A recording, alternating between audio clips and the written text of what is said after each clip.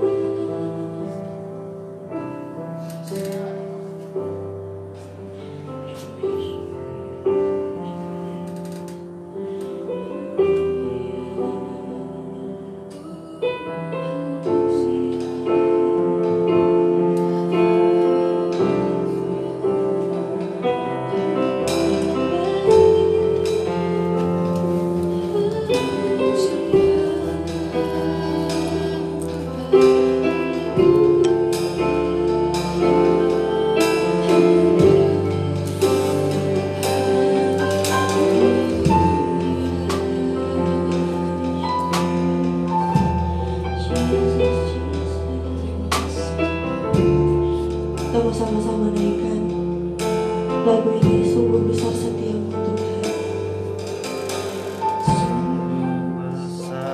Besar setiamu, Kau nyatakan bagiku.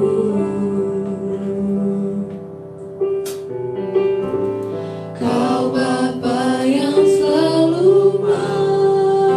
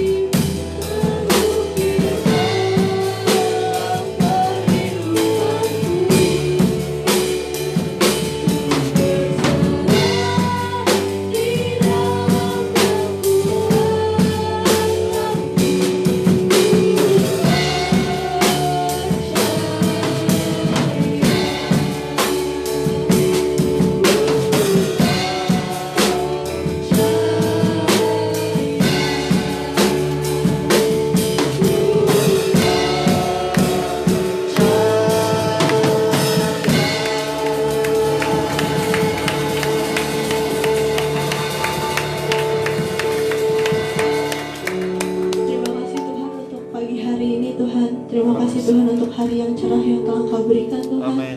Sehingga kami masih bisa berkumpul bersama-sama di tempat ini Tuhan. Terima kasih Tuhan untuk kesehatan yang Kau berikan Tuhan. Berkati ibadah kami Tuhan dari awal, pertengahan hingga akhirnya Tuhan. Dalam nama Tuhan Yesus kami telah berdoa dan mengucap syukur. Haleluya, amin. Amin. Shalom Bapak Ibu Saudara. Shalom Bapak Ibu Saudara. Haleluya. Berikan senyum kanan kirinya. Berikan senyum yang termanis. Haleluya. Tuhan Yesus baik bagi kita. Amin. Amin.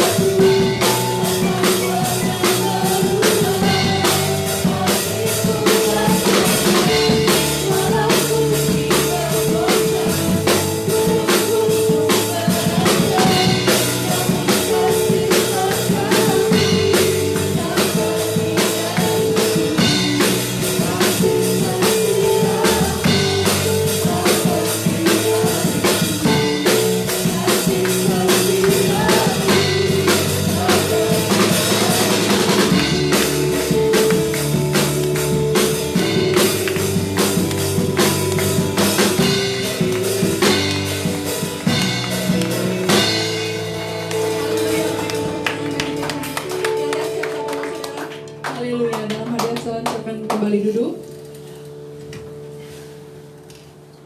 Sekarang kita akan masuk ke dalam firman Tuhan. Kita menaikkan penyembahan.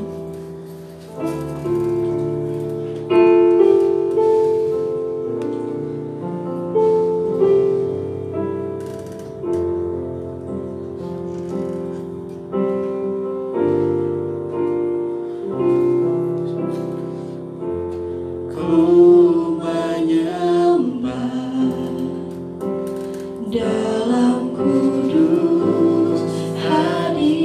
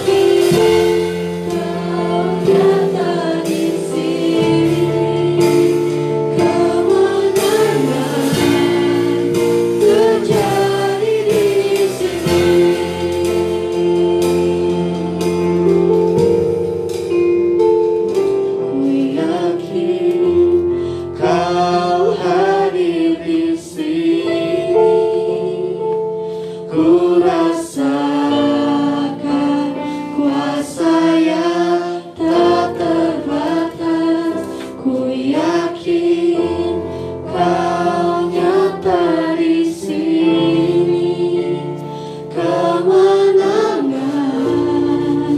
terjadi di sini, kemenangan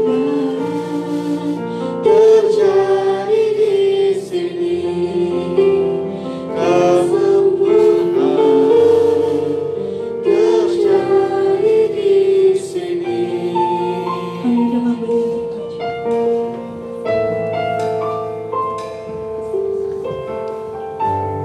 Terima kasih Tuhan,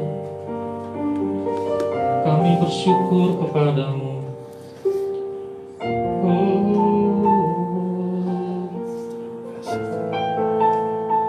Kami ingin menjadi pemenang Tuhan. Haleluya. Terima kasih Yesus. Terima kasih Tuhan. Kami siap mendengar firman-Mu pada hari ini. Kami diperbaharui kembali oleh firman Tuhan pada hari ini, sehingga kami boleh mengalami sukacita semua beban berat kami yang pada hari ini, semua perasaan-perasaan dalam tubuh kami yang tidak menyenangkan, yang ingin mengganggu, sehingga kami tidak nyaman mendengar firman Tuhan. Kami usir dalam nama Tuhan Yesus. Tuhan, kami ingin mendengar firman-Mu, kami ingin menjadi seorang pemenang, kami ingin menang dalam kasih Tuhan. Biar kiranya Tuhan memampukan kami semuanya, urapi kami semua dalam kuasa-Mu Tuhan. Semua beban berat, semua masalah, semua hal-hal yang ingin mengganggu, bahkan kuasa-kuasa si jahat yang ingin merebut benih firman-Mu dari kami patahkan dalam nama Tuhan Yesus. Terima kasih Bapa. Mohon urapan-Mu bagi kami semua. Di dalam nama Tuhan Yesus kami sudah berdoa. Amin. Silakan duduk Bapak Ibu. Puji Tuhan. Shalom semuanya. Haleluya. Gimana kabarnya, sehat ya? Luar biasa. Saudara, mari kita belajar kembali firman Tuhan dengan tema kita yang pada bulan ini, yaitu kemenangan orang beriman. Ya, saya ingin mengajak kita untuk melihat ternyata dalam hidup ini ada menang dan kalah. Ya, ada menang dan kalah. Kadang-kala kita nggak siap untuk kalah. Seringkali kita ingin menang terus dalam hidup ini. Seperti itu. Mari kita melihat firman Tuhan. Kita buka Alkitab kita dalam Roma 8 ayat 31 sampai 39. Roma 8 ayat 31 sampai 39. Sudah ketemu semua, saya akan baca ya. Bapak Ibu mari perhatikan. Sebab itu apakah yang akan kita katakan tentang semuanya itu? Jika Allah di pihak kita, siapakah yang akan melawan kita? Ia yang tidak menyayangkan anaknya sendiri, tetapi yang menyerahkannya bagi kita semua. Bagaimanakah mungkin ia tidak mengaruniakan segala sesuatu kepada kita bersama-sama dengan Dia? Siapakah yang akan menggugat orang-orang pilihan Allah? Allah yang membenarkan mereka. Siapakah yang akan menghukum mereka? Kristus Yesus yang telah mati, bahkan lebih lagi yang telah bangkit, yang juga duduk di sebelah kanan Allah, yang malah menjadi pembela bagi kita. Siapakah yang akan memisahkan kita dari kasih Kristus? Penindasan atau kesesakan atau penganiayaan atau kelaparan atau ketelanjangan atau bahaya, atau pedang. Seperti ada tertulis, oleh karena engkau, kami ada dalam bahaya maut sepanjang hari. Kami telah dianggap sebagai domba-domba sembelihan. Ayat 37. Tetapi dalam semuanya itu kita lebih daripada orang-orang yang menang, oleh Dia yang telah mengasihi kita. Sebab aku yakin bahwa baik maut maupun hidup, baik malaikat-malaikat maupun pemerintah-pemerintah, baik yang ada sekarang maupun yang akan datang, atau kuasa-kuasa, baik yang di atas maupun yang di bawah, ataupun sesuatu makhluk lain, tidak akan dapat memisahkan kita dari kasih Allah yang ada dalam Kristus Yesus Tuhan kita. Haleluya, luar biasa ya bagian firman Tuhan ini. Saudara yang terkasih dalam Tuhan Yesus, kalau kita perhatikan, hidup itu bagai gelanggang pertandingan. Betul ya? Masih ingat khotbah saya bulan lalu? Perasaan saya hari ini nggak enak, maka saya bingung nih, kenapa nih perasaan saya ini? Wah, saya jadi keinget khotbah saya bulan lalu nih, main-main perasaan nih. Saya berdalam nama terus nih, perasaan ini mengganggu saya nih. Kayaknya ada perasaan nggak nyaman, saya nggak tahu nih apa nih perasaan saya nih. Tapi saya ingin mengalahkan perasaan itu. Hidup ini bagi gelanggang pertandingan. Siapapun berkompetisi demi eksistensi diri. Betul ya? Apalagi saat sekarang orang bersaing. Ayo, kuat-kuatan, saya sanggup, saya mampu. Ia berjuang melawan dirinya. Ia berjuang melawan sesamanya. Bahkan berjuang melawan alam sekitarnya. Makanya saya terus diingatkan sama teman saya, anak itu harus diajarkan bagaimana cara bertahan hidup. Betul loh. Kalau anak tidak diajarkan bertahan hidup, dia nggak akan ngerti. Dia hanya tahu yang nyaman. Game, nyaman. Makan, minum, tidur, main. Game, nyaman. Makan, tidur, main. Nggak ada kompetisi dalam dirinya. Jadi ketika dia masuk dunia sesungguhnya, dia bingung. Dan saya mengalami, ada anak gadis tamat SMA nggak ngerti apa-apa, bingung kalau nggak disuruh mamanya. Coba bayangkan Bapak Ibu, ini anak dari kecil diapain sama orang tuanya? Nggak terbiasa berkompetisi. Dia nunggu perintah dari orang tuanya, inisiatifnya nggak jalan. Saya kaget, ini udah SMA, udah tamat malah. Wah, susah banget ini kalau udah kayak gini ya. Betul nggak Bapak Ibu? Betul nggak? Kenyamanan, dia keenakan hidupnya, nggak bisa kompetisi, bingung. Sama kayak Barcelona di kaleng Bayern Munchen ya, nyaman ada Messi, 28 loh bayangin. Luar biasa, kalah telak banget. Nyaman Barcelona, Bayern Munchen siapa sih? Gampang kok bisa dikalahin. Tatonya dia sendiri yang kalah. Nangis semuanya. Saudara, malah demi satu kali kemenangan, orang harus sedia menjalani kekalahan berkali-kali sebelumnya. Tuh, tanya Pak Budi itu. Ya Pak ya, berapa kali Bapak mengalami kegagalan buat martabak dari tahun sebelumnya? Pasti belum menemukan resep. Ya, apalagi kemarin Pastor Irwan di Facebooknya bilang 3 tahun ya Pastor ya, bikin dapur Cece itu baru 3 tahun loh. Baru 3 tahun. Ada orang yang 30 tahun berjuang terus. Nah saudara, atau ada juga yang menderita kekalahan justru di saat puncak kemenangannya. Ada kan? Beberapa hari yang lalu saya buka-buka YouTube, ternyata ada 5 orang paling kaya di dunia yang miskin mendadak karena salah strategi. Betul, luar biasa.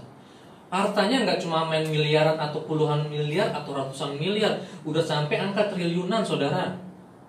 Habis nggak ada bekasnya, bahkan ngutang dia. Gara-gara kalah strategi. Wah, saya bilang uang triliunan. Ini kita bisa beli 1 blok semua ini. Iya kan Pastor Iwan ya? Bener loh, triliunan. Luar biasa, tapi dia terlalu nyaman dengan uangnya sehingga dia nggak bisa berkompetisi lagi ketika ada pendatang baru yang punya ide-ide kreatif, ya. Coba tanya deh yang pernah main bisnis IO. Bisnis IO, event organizer, kalau kamu. Begitulah potret kehidupan. Menang dan kalah. Itu biasa. Betul nggak? Biasa itu. Yang menang harus bersiap kalah. Dan yang kalah terus harus berjuang untuk menang. Amin. Harus terus berjuang untuk menang. Jangan udah kalah, putus asa. Mending kalau sampai tahap putus asa. Kalau bunuh diri, wah habis kita. Mau masuk mana? Syukur masih diterima di neraka. Kalau di neraka kita juga dibilang, lo ngapain masuk sini, bukan tempat kamu. Di neraka bingung gitu. Di surga ditolak, di neraka juga ditolak. Bingung kan mau kemana. Saudara, tetapi kemenangan orang percaya tidak ditentukan oleh berapa lama ia menjadi orang Kristen. Tidak ditentukan seberapa aktif ia terlibat dalam pelayanan di gereja.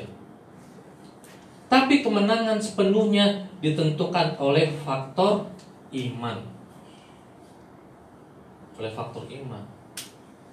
Ada kok pendeta yang kalah. Pernah dengar pendeta mencuri di toko buku terbesar di Indonesia? Saya pernah dengar, kaget. Kenapa Pak nggak punya duit Bu untuk beli buku anaknya? Kok sampai mencuri, ya gimana? Demi buku anak dia mencuri. Malah ada yang berani menukar imannya dengan uang puluhan juta. Kalau saya nggak mau. Mendingan miliaran, kan dosanya sama kan. Oh iya betul kan? Lo ngapain pertaruhkan iman Kristus demi 60 juta? Saya mau mendingan miliaran, ayo. Ntar besok bertobat lagi. Salah ya, jangan ditiru. 1 Yohanes 5 ayat 4-5. Ini kemarin saya bahas nih sama Kobili nih, sama Ibu Kristin nih. Kami komisi bertiga nih, keren nih. Jumat yang lalu. 1 Yohanes 5 ayat 4-5 nih, Kobili ngambil ayat ini luar biasa. Ketika kita sharing, nih ayat ini luar biasa. Sebab semua yang lahir dari Allah mengalahkan dunia. Amin. Dan inilah kemenangan yang mengalahkan dunia. Apa? Iman kita. Siapakah yang mengalahkan dunia selain daripada dia yang percaya bahwa Yesus adalah anak Allah? Nah, saudara, berbicara tentang iman tak lepas dari apa yang disebut dengan ketaatan. Betul ya? Iman tidak lepas dari ketaatan. Jika iman itu tidak disertai perbuatan, maka iman itu pada hakikatnya adalah mati. Masih ingat di mana tulis? Yakobus 2 ayat 17. Asal kita hidup taat, maka tak ada yang perlu ditakutkan. Pokoknya taat aja sama Tuhan. Makanya saya tuh paling bawel di rumah. Bawelnya kenapa? Kalau yang berhubungan dengan Tuhan saya pasti tegur terus. Saya berapa kali tegur sama anak-anak sama istri. Bangun pagi utamakan Tuhan. Ya ibu-ibu ya, biasanya ibu-ibu bangun pagi yang diutamakan urusan dapur. Betul? Saya marah banget. Kamu sibuk di dapur, kamu udah berdoa belum? Kalau anak-anak sama suami masih tidur, berdoa dulu. Jangan buru-buru berdoanya. Utamakan Tuhan, bersyukur lo masih bisa bangun. Saya paling bawel. Makanya pernah kapan hari saya ingatin anak-anak, besok hari Minggu semua baru dipersiapkan hari Minggunya. Saya paling bawel. Saya pernah menegur satu jemaat, saya bilang, Bapak Ibu besok hari Minggu, segala sesuatu yang ada hubungannya dengan hari Minggu, dengan ibadah disiapkan hari Jumat, hari Sabtu. Persembahan pun demikian. Jangan persiapkan persembahan di hari Minggu. Dari rumah kita udah doakan, Tuhan saya mau ngasih persembahan supaya bisa berguna bagi gereja. Siapkan dari rumah persembahan itu. Jangan sampai gereja bingung, mana amplopnya Pak? Lah mau ngapain Pak? Berarti kita nggak siap beribadah. Kan seperti itu. Nah saudara, kemenangan kita bukan tergantung keadaan. Ini seringkali kita lakukan sebagai manusia. Kita menang tergantung faktor keadaan. Ya kan? Lihat dulu dong nih keadaannya gimana. Kemenangan kita bukan tergantung keadaan yang ada di dalam sekeliling kita, tetapi tergantung seberapa dekat hubungan kita dengan Tuhan. Karena Tuhanlah yang membawa kita kepada jalan kemenangan. Coba kita perhatikan pada ayat 31 Roma 8 tadi yang kita baca. Di situ terus bagaimana? Sebab itu, apakah yang akan kita katakan tentang semuanya itu? Tuh ya. Jika Allah di pihak kita, siapakah yang akan melawan kita? Makanya banyak orang Kristen kalah karena Allah nggak ada di pihaknya. Yang di pihaknya itu duniawi, nafsu, keserakahan, mementingkan diri sendiri, percederaan dan lain sebagainya. Saudara, kata lawan bisa berbicara tentang masalah, bisa berbicara tentang kesulitan, bisa berbicara tentang penderitaan, atau bisa juga berbicara tentang orang-orang yang merancang kejahatan terhadap kita. Bayangkan, kalau kita tidak siap kita pasti kalah.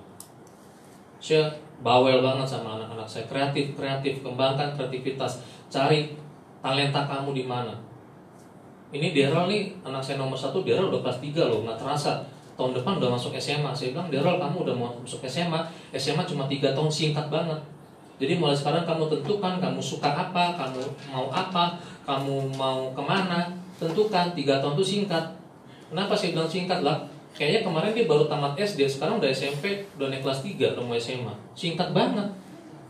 Kalau kita nggak punya talenta, nggak punya keahlian, nggak dikembangkan, kita mau bagaimana, mau bersaing? Terus kemarin saya ajak tuh anak-anak pas libur jalan-jalan nih, kita lihat Indonesia, kita lihat Jakarta. Saya ajak ke Kuningan, itu kan ada apa sih komplek yang ada Joy Marriott-nya tuh, Kuningan tuh?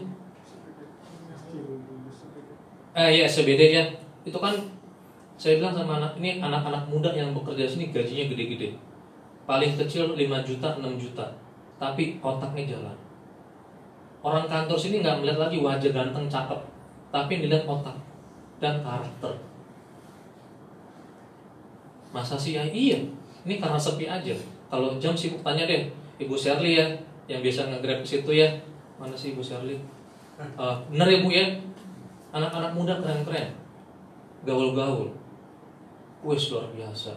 Saya kalau bawa anak-anak muda pas nge-grab ke situ, cerita-cerita, betul pekerjaannya luar biasa. Nah saudara, mengapa masih banyak orang Kristen yang hidup dalam kekalahan?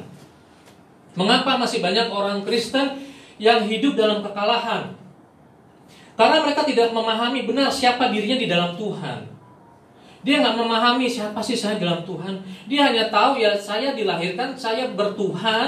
Dari kecil saya mengenal gereja, dari kecil saya sekolah minggu, saya tahu siapa pencipta, siapa Tuhan Yesus, kenapa Tuhan Yesus berkorban. Hanya sebatas itu.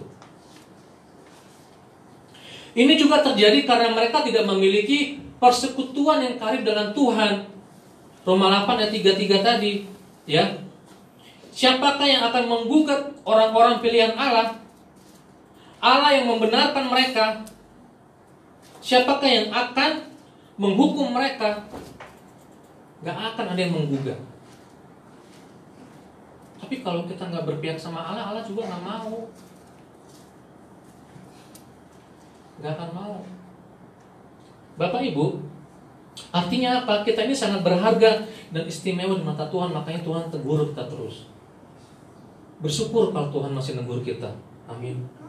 Bersyukur. Bersyukur kalau Tuhan pakai orang lain untuk menegur kita. Bersyukur. Jangan kita lebay, gitu aja ditegur. Wih, hati-hati. Dari hal-hal sepele kalau kita nggak mau ditegur, kalau kita masih terus pelihara, itu bisa jadi ini loh, bahaya loh. Pemazmur berkata begini dalam Mazmur 65 ayat 5, ya. Berbahagialah orang yang engkau pilih dan yang engkau suruh mendekat untuk diam di pelataranmu. Kiranya kami menjadi kenyang dengan segala yang baik di rumahmu, di baitmu yang kudus. Luar biasa. Nah saudara, mari kita perhatikan dalam Alkitab begitu banyak kisah di mana orang yang tadinya menang ternyata dia juga bisa kalah. Banyak tokoh-tokoh di Alkitab. Saya akan bawa kita untuk melihatnya satu persatu. Pertama, mari kita perhatikan Kejadian 22 ayat 2. Sorry ya. Kejadian 22 ayat 2. Abraham menang saat imannya diuji untuk mengorbankan anaknya. Betul? Tidak ada yang meragukan. Sehingga ia pun disebut sebagai bapak orang beriman. Dia menang. Tetapi saudara, Abraham kalah saat menghadapi kelaparan hingga ia menjual istrinya sendiri. Ia berbohong membuat kita menanggung akibatnya. Akibat kebohongannya adalah integritas yang tercemar dan nama Tuhan yang tercemar. Coba perhatikan Kejadian 12 ayat 10 sampai 20. Di situ ia kalah. Abraham bohong dalam posisi yang terjepit karena Raja Firaun ingin menjadikan Sarah jadi istrinya. Bingung dia. Waduh, istri aku diambil. Coba perhatikan ya. Kejadian 12 ayat 10 sampai 20 itu panjang ceritanya. Di dalam bagian itu Abraham melakukan satu kebohongan. Itu Abraham. Di saat dia menang, karena tidak kuat, dia juga kalah. Berikutnya, saudara masih ingat kisah ayah Yakub? Yakub menang saat memperdaya Esau dan ayahnya, betul ya? Dengan caranya yang licik, Yakub mengakali Esau, saudaranya, agar ia mau menjual apa? Hak kesulungannya dengan ditukar semangkuk kacang merah. Kejadian 25:33. Selain itu, Yakub juga menipu Ishak ayahnya, sehingga Ishak pun terpedaya dan memberkati dia dengan berkat kesulungan. Dan Yakub mendapatkan apa yang diinginkan. Dia menang nggak? Menang. Dia menang di situ. Tapi perhatikan pada bagian-bagian berikutnya, ya, ia kalah di rumah Laban. Saudara, Yakub kalah di rumah Laban hingga ia pun tertipu dan dipekerjakan bertahun-tahun. Kejadian 29 ayat 23. Satu kali dia ditipu pamannya dengan mengganti Rahel sebagai pengantin perempuan pada saat itu. Dengan siapa? Dengan kakaknya Lea. Dan kemudian Laban mertuanya 10 kali menipu dia tentang upah Yakub yang diubah Laban sekehendak hatinya si Laban sendiri. Kisahnya Bapak Ibu bisa lihat di Kejadian 31 ayat 41 dan seterusnya. Dia menang menipu bapaknya sama saudaranya, tapi dia kalah ketika dia menghadapi Laban. Luar biasa ya. Berikutnya saudara, anak-anak Yakub merasa menang saat berhasil menjual Yusuf adiknya. Masih ingat kisah ini? Ore, kita berhasil menjual Yusuf. Sikap saudara-saudaranya terhadap Yusuf, dia membenci Yusuf. Kejadian 37 ayat 4. Karena apa? Karena Yakub lebih mengasihi Yusuf. Iri hati kepada Yusuf karena mimpinya. Kejadian 37 ayat 11. Tapi apa yang terjadi? Saudara, mereka kalah saat menderita kelaparan, sehingga mereka sujud di kaki Yusuf. Kejadian 42 ayat 6. Kalah dia. Mereka semua kalah pada saat kejadian kelaparan yang melanda negeri itu pada masa tersebut. Ternyata Yusuf udah jadi orang nomor 2 di Mesir. Kaget mereka semuanya. Perasaan udah kita jual nih orang, kok dia bisa jadi pemimpin? Mungkin begitulah kira-kira isi hati mereka ya. Nah saudara, ada lagi nih, Musa. Musa menang saat berhasil membunuh mandor Mesir. Keluaran 2 ayat 11-15. Menang dia berhasil. Tapi apa yang terjadi Bapak Ibu? Musa kalah saat orang Ibrani menuntutnya hingga ia melarikan diri ke Midian. Musa juga menang saat berhasil membawa keluar umat Israel dari Mesir dan menyeberangi Laut Teberau. Keluaran 13. Tapi apa yang terjadi? Dia kalah saat ia tak sanggup menguasai dirinya sendiri, sehingga dengan emosi memukul batu dan membanting 2 loh batu tersebut. Keluaran 32 ayat 19. Luar biasa ya. Masih banyak nih teman-teman, Bapak Ibu. Masih ada beberapa lagi, saya akan percepat. Yosua juga menang saat berhasil merobohkan benteng Yeriko. Berapa kali mereka keliling? 7 kali. Muter-muter 7 kali, roboh tuh benteng. Tapi justru kalah saat menghadapi orang Ai yang jauh lebih lemah. Kalah dia. Mereka bisa merobohkan benteng yang kuat, tapi kalah saat menghadapi orang yang lemah. Imam Eli berhasil bernubuat bagi Hana dan membimbing Samuel. Tapi dia kalah saat gagal mendidik anak-anaknya secara rohani. Dia berhasil mendidik anak orang lain, tapi anaknya sendiri dia gak berhasil mendidik. Siapa lagi? Saul menang melawan musuh-musuh Israel. Tapi apa yang terjadi? Tahu gak apa kekalahan Saul? Saul cemburu dan iri hati terhadap siapa? Daud. Ya, sampai Saul bunuh diri. Cemburu, bro. Iri dia. Ada kayak gitu ya. Makanya saya kadang bingung kalau ada orang iri sama apa sih yang mau diiriin sama saya, udah perut gendut kayak gini. Ngapain bersaing sama saya, Bapak Ibu? Nggak usah bersaing sama saya. Kalau kita mau bersaing, ayo bersaing sehat-sehatan, baik-baikan untuk kemuliaan nama Tuhan. Kalau saing-saingan sampai kita adu jotos, buat apa? Gak ada gunanya. Berikutnya Daud menang melawan siapa? Goliat. Gede tuh raksasa tuh. Nah, hingga ditakuti lawan dan segani kawan. Tapi apa yang terjadi? Daud kalah saat tak sanggup menguasai hawa nafsunya sendiri, hingga merampas siapa? Seorang wanita cantik yang bernama siapa? Batseba dari suaminya. Kalah dia nih, anak-anak laki-laki, cowok-cowok, hati-hati. Kalian menang bisa main musik, ketika gadis lewat, yes, kalah imannya langsung. Dengan begitu Yusuf ya. Nama-nama Alkitab semua loh. Yusuf, Stefanus, Lius, ya nama Alkitab semua ditambahin musik kita nih. Louis, iya kan ada di Alkitab juga. Nama Alkitab semua luar biasa loh. Tapi bisa nggak menang melawan hawa nafsu nih kira-kira nih teman-teman? Pasti bisa. Bisa dong. Nanti kita lihat bagaimana kita bisa menang, bagaimana kita bisa kalah. Nabi Elia ternyata menang saat membunuh ratusan nabi palsu. Ingat ceritanya ya. Ratusan Bapak Ibu. 450 nabi palsu. Tapi dia kalah saat diancam seorang wanita. Tahu siapa namanya? Isabel. Isabel. Hingga lari terbirit-birit ke sungai Kerit. Astaga, dia bisa melawan ratusan nabi palsu tapi kalah sama seorang wanita. Amazing. Ya, ibaratnya seorang suami menang nih dalam bisnis usaha, bersaing, tapi kalah menghadapi istrinya. Gimana nih? Di dalam perjanjian baru, orang Farisi dan ahli Taurat merasa menang saat berhasil mengeksekusi Yesus dengan hukuman mati. Tapi mereka kalah saat Yesus bangkit dari kematian. Betul?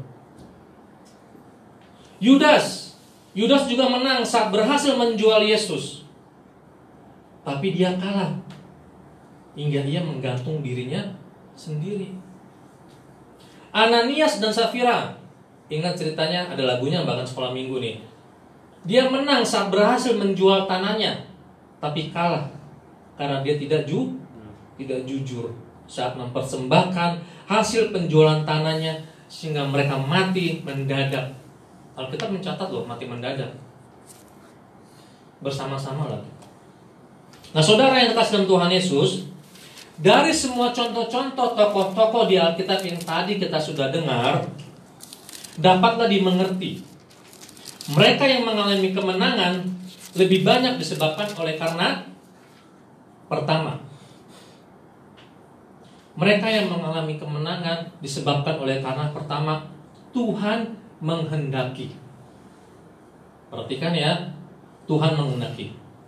Jika kita menginginkan Tuhan dan kehendaknya menjadi fokus dalam hidup kita, maka kita harus mengisi pikiran kita dengan firman Tuhan setiap hari. Pikiran kita harus diisi dengan firman Tuhan setiap hari. Diisi oleh firman Tuhan setiap hari. Diisi oleh firman Tuhan setiap hari. Mengapa kita harus menempatkan Tuhan dan kehendaknya sebagai utama dalam hidup ini? Mengapa? Supaya langkah hidup kita senantiasa dipimpin dan dituntun oleh Tuhan. Jadi Tuhan tetap mimpin kita. Contoh tadi, tokoh-tokoh tadi, kalau kita sudah dengar ya apa yang saya sampaikan, pada akhirnya mereka nggak mau dipimpin oleh Tuhan lagi kan? Karena mereka merasa sudah hebat. Ya, betul ya. Mereka dipimpin oleh perasaannya, mereka dipimpin oleh pikirannya, mereka dipimpin oleh kekuatannya, mereka dipimpin oleh kemampuannya. Mereka nggak mau lagi dipimpin sama Tuhan. Akibatnya mereka gagal.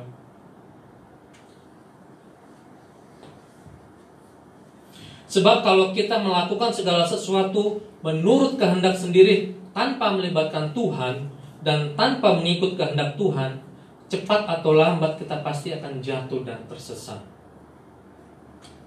Perhatikan baik-baik Bapak Ibu. Ketika kita melibatkan Tuhan dalam satu bisnis misalnya nih, wah hebat, dapat untung 100 miliar. Wah, kita libatkan Tuhan. Kita lupa. Kita terbuai dengan uang itu. Kita beli semua properti, kita lupa tanpa ada perhitungan-perhitungan yang baik. Kemarin saya baru ini nih sharing sama satu teman. Teman saya ini bilang, kenapa ya kebanyakan hamba Tuhan kalau sudah bicara uang pasti tidak sesuai dengan integritasnya. Masa sih? Iya. Terus saya tanya, Bapak kan kaum profesional yang menjadi hamba Tuhan. Saya tanya begini, menurut pengalaman Bapak,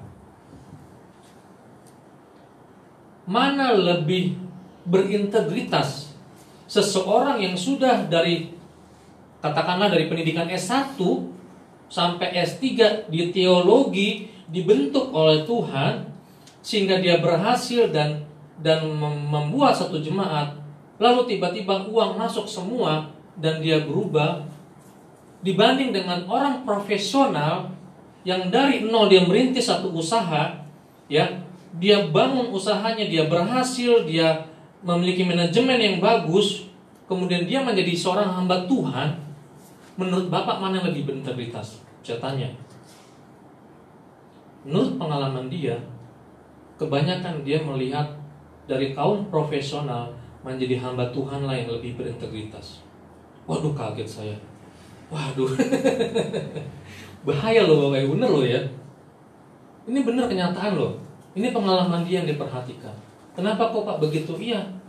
Karena hamba Tuhan yang selalu baca Alkitab pun belum tentu ketika berurusan dengan uang dia mampu bertahan. Pasti banyak yang gagal. Karena orientasinya sudah berubah. Orientasinya bukan Tuhan lagi. Bukan Tuhan menghendaki, tapi saya menghendaki. Itu pertama ya Bapak Ibu ya. Tuhan menghendaki. Mereka yang mengalami kemenangan lebih banyak disebabkan oleh pertama tadi Tuhan menghendaki. Kedua, mereka mengalami kemenangan karena apa? Tuhan menyertai. Nah ini dia yang kedua. Bapak Ibu yang terkasih, penyertaan Tuhan merupakan sebuah kunci yang sangat penting dalam perjalanan hidup setiap keberhasilan diri kita masing-masing. Penyertaan Tuhan. Tuhan menyertai anak-anaknya yang taat, sehingga apapun yang diperbuat akan berhasil. Perhatikan tokoh-tokoh yang tadi awalnya disertai Tuhan ya. Amin ya, betul ya. Dari yang pertama saya sebutkan Abraham dan seterusnya disertai Tuhan loh. Tuhan menyertai mereka loh. Gak ada yang gak disertai Tuhan. Tuhan menyertai anak-anaknya yang taat sehingga apapun yang diperbuatnya akan berhasil. Daud disertai Tuhan, dia berhasil mengalahkan Goliat. Simpson juga disertai Tuhan dia. Tapi semuanya itu berakhir dengan mereka gak mau lagi disertai Tuhan.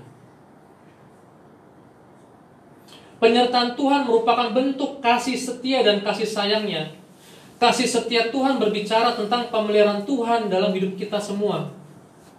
Contohnya Daniel. Fokus dia tetap pada tujuan. Daniel, saudara tahu Daniel. Kalau kita membaca kisah Daniel, ketika dia mengalami masalah itu, dia tetap mengandalkan Tuhan. Dibuang ke gua singa, kemudian bersama rekan-rekannya dibakar di perapian, sampai akhirnya Alkitab mencatat dia menjadi seorang pemenang. Ya, betul ya. Dia menjadi seorang pemenang. Dia berhasil mengikuti kehendak Tuhan. Dia berhasil mengikuti penyertaan Tuhan. Hebat, luar biasa. Bagaimana dengan kita Bapak Ibu jemaat GKI yang terkasih? Itu yang kedua, karena Tuhan menyertai. Yang ketiga, mereka yang mengalami kemenangan lebih banyak disebabkan oleh karena mereka memiliki intimasi yang baik dengan Tuhan. Tahu ya intimasi ya? Hubungan yang intim dengan Tuhanlah yang membuat kita dapat menghadapi apapun di depan kita dengan lebih baik. Memiliki hubungan dengan Tuhan. Sehingga kita tahu, mengerti, oh Tuhan, ini rencana Tuhan begini. Oh nanti Tuhan suruh saya ke sini. Jadi kita udah tahu, oh ya udah. Karena kita mendengar perintah langsung dari atasan kita, Tuhan. Intimasinya dapat. Dan membangun hubungan dengan Tuhan di atas dasar yang kokoh. Agar apa? Hubungan yang kita miliki bisa bertahan, bahkan terus meningkat seiring waktu yang ada.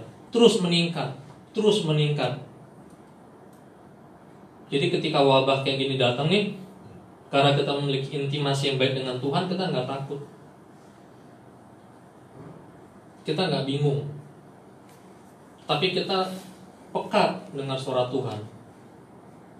Bahkan ketika orang menegur kita pun, ketika orang menasihati kita pun, kita nggak baper. Ya, ketika orang mengejek kita pun atau menyindir kita pun, kita nggak baper. Karena apa?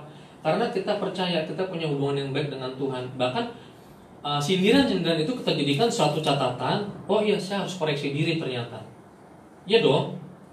Ketika orang menyindir kan kita harus melihat ke dalam diri kita. Kenapa sih kok dia nyindir saya? Berarti ada sesuatu yang kurang baik dalam diri kita yang harus kita perbaiki. Kalau kita pertahankan ya, orang juga nggak akan senang. Nggak akan senang. Ibaratnya begini loh Bapak Ibu. Bapak Ibu datang ke suatu tempat nih. Kan ada hukum pergaulan ya, tahu ya. Hukum pergaulan kan mengatakan kalau kamu datang ke tempat pergaulan yang baru, sisihkan semua ego kamu. Betul ya. Tapi kalau kita datang ke tempat pergaulan yang baru dengan ego kita bisa dihantam sama dia karena nggak cocok. Paham maksud saya ya? Yang seharusnya adalah kita beradaptasi dengan lingkungan yang baru, bukan lingkungan yang baru yang beradaptasi dengan kita. Itu keliru. Tetapi kebanyakan kita maunya seperti itu. Sehingga kita marah-marah ketika kita tidak diterima oleh orang lain. Apa sih salah saya? Apa sih salah saya? Kita nggak sadari. Karena kita tidak mau membuang itu dulu atau menyetop dulu. Jangan bawa dulu sikap kita itu. Nah itu Bapak Ibu. Bahkan Alkitab juga mencatat bagaimana Daniel dengan konsisten dia berlutut, berdoa dan memuji Allah 3 kali sehari. Dan itu dilakukannya setiap hari. Gaya hidup inilah tentu yang bisa dilakukan oleh orang-orang yang sadar bahwa ia membutuhkan Tuhan setiap hari. 3 kali sehari dia berlutut, dia berdoa. Bisa gak kita seperti ini? Dan tidak heran bila semasa hidupnya Daniel banyak mengalami pertolongan Tuhan. Tuhan tolong dia terus. Amin. Karena dia punya intimasi yang baik dengan Tuhannya, dengan Allahnya. Nah Bapak Ibu, dengan kondisi seperti ini kita harus banyak berhubungan intim dengan Tuhan. Jangan berhubungan intim dengan duniawi aja. Sama Tuhan, tanya Tuhan kenapa begini. Tanya Tuhan, saya udah menyerah di Tuhan, tolong saya Tuhan. Tanya, berdoa, memuji Tuhan. Kalau nggak bisa main gitar, pasang YouTube, buka lagu favorit kalian. Kan gampang kan? Nggak mesti menyalahkan keadaan. Tapi koreksilah diri kita. Koreksi. Seperti Pak Gembala sering bilang, Bapak dan Ibu selalu koreksi diri setiap hari Sabtu sore-sore. Nah kalau Bapak Ibu mau niru silakan tiru, nggak apa-apa. Bahkan kalau bisa ketemu Pak, janjian yuk Pak di McD Pak, kita koreksi-koreksian. Nggak apa-apa gitu kan, asik. Nah saudara, itu yang ketiga. Yang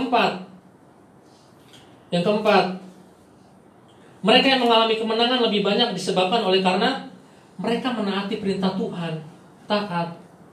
Ya, tanda utama orang yang mengenal Tuhan dengan benar adalah taat melakukan kehendak Tuhan. Mengenal artinya adalah selaras dengan Tuhan. Selaras toh ya, selaras hidupnya. Tuhan sama dia sama-sama jalan. Bukan Tuhan di depan, bukan Tuhan di belakang, tapi dia sama-sama beriringan sama Tuhan, selaras. Seperti itu. Bukannya ketika dia berhasil Tuhan tinggalkan, ketika dia mengalami masalah Tuhan ditarik-tarik, bukan. Tapi sama, masalah nggak masalah, Tuhan tetap di sampingnya. Seperti itu. Makanya kita pengurus dan gembala selalu mengingatkan Bapak Ibu jemaat, jangan lupa nyalakan terus itu api mesbah di rumah tangga. Karena kalau apinya sudah padam, maka rumah tangganya siap-siap gampang digoncang sama si jahat. Amin ya. Nyalakan terus api mesbah kita, jangan sampai padam. Jangan sampai padam. Ajak keluarga inti, ajak keluarga yang lain berdoa. Yuk, intimasi dengan Tuhan, taat dengan suara Tuhan.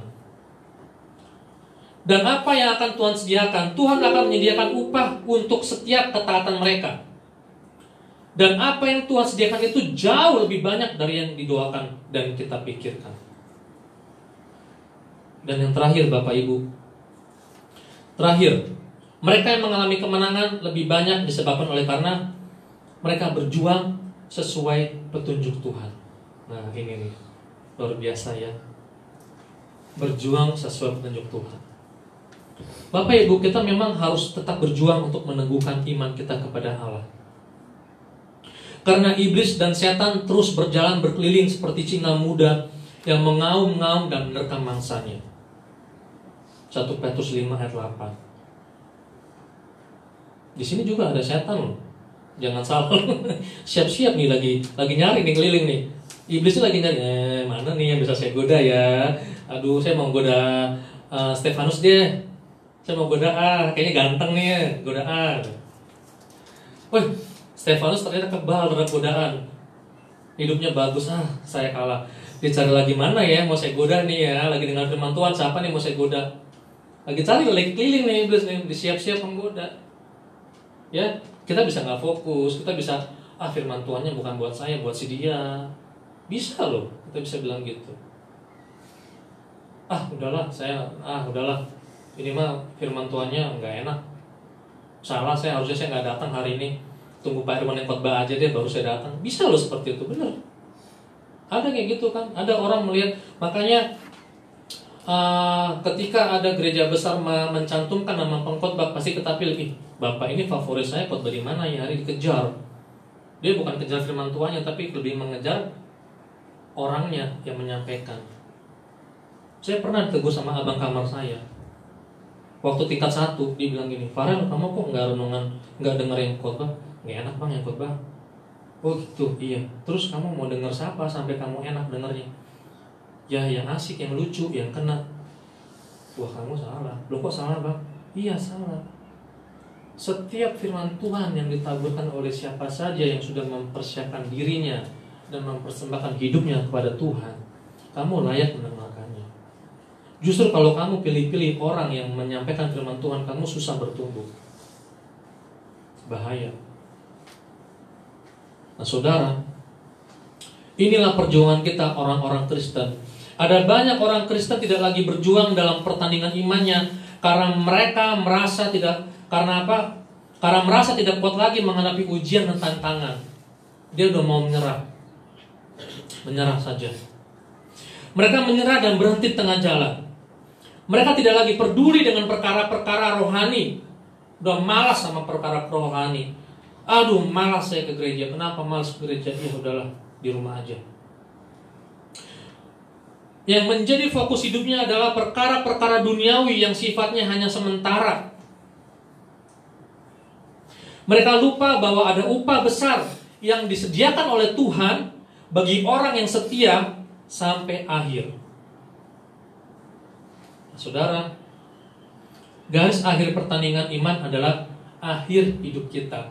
Selama kita masih hidup, pertandingan iman akan terus berjalan. Jadi teruslah berjuang supaya kemenangan orang beriman itu sungguh nyata dalam hidup kita. Ini ya 5 hal kenapa orang-orang benar bisa menang. Ya, nah setelah 5 hal ini, mengapa mereka yang kalah kok udah menang bisa kalah? Sedangkan mereka yang kalah lebih disebabkan karena melawan kehendak Tuhan. Amin. Siap-siap aja. Kalau kita mau kalah, lawan aja kehendak Tuhan. Dan cenderung mengikuti dan memuaskan keinginannya sendiri. Bila kehendak Allah saja yang sudah jelas dilawan, maka dia pasti akan kalah. Oleh karena itu jangan sekali-sekali menawar kehendak Allah yang sudah jelas. Betul Bapak Ibu ya. Semua tokoh yang saya sebutkan tadi mereka kalah. Pada akhirnya mereka kalah karena apa? Karena melawan kehendak Tuhan. Mereka melawan kehendak Tuhan. Padahal Tuhan udah bilang dari awal. Ya, Tuhan udah bilang. Semuanya pada ujungnya melawan kehendak Tuhan. Nah, Bapak Ibu dikasih dalam Tuhan Yesus. Jadi kemenangan diraih sebagai anugerah Allah melalui iman, doa, dan juga perjuangan yang benar. Makalah benar, kata firman, miliki iman yang tulus ikhlas. Matikan dalam diri segala keinginan daging. Jangan beri kesempatan kepada iblis. Lawan dia dengan iman kita. Andalkan Tuhan dalam segala hal. Di atas semuanya itu, Bapak Ibu akan menjadi lebih dari pemenang. Karena apa? Karena Allah sanggup melakukan segala sesuatu melampaui apa yang kita doakan dan pikirkan. Amin Bapak Ibu. Mari ya, kalau kita mau menjadi orang pemenang, mari ikuti terus apa maunya Tuhan. Memang gak enak, maunya Tuhan tuh gak enak karena dia berlawanan dengan keinginan daging kita. Betul banget. Aduh Tuhan gak enak. Sama kayak makan obat. Mana ada obat yang enak? Gak enak. Tapi itu bisa, tapi itu akan menyembuhkan kita dari penyakit itu. Saudara, mari pagi hari ini, ketika kita sudah selesai mendengar firman Tuhan, pulang ke rumah, lakukan firman Tuhan ini. Kalau kita masih mau menjadi orang beriman yang menang terus menghadapi segala cobaan, maka lakukan 5 hal tadi yang saya sebutkan. Saya ulangi lagi ya. Pertama apa tadi? Tuhan menghendaki. Yang kedua, Tuhan menyertai. Yang ketiga, intimasi yang baik dengan Tuhan. Yang keempat, menaati perintah Tuhan. Dan kelima, berjuang sesuai petunjuk Tuhan. Biarlah kiranya firman Tuhan pada pagi hari mengingatkan kita semua. Mari Bapak Ibu, kita tunduk dalam doa kita bersyukur untuk firman Tuhan ini.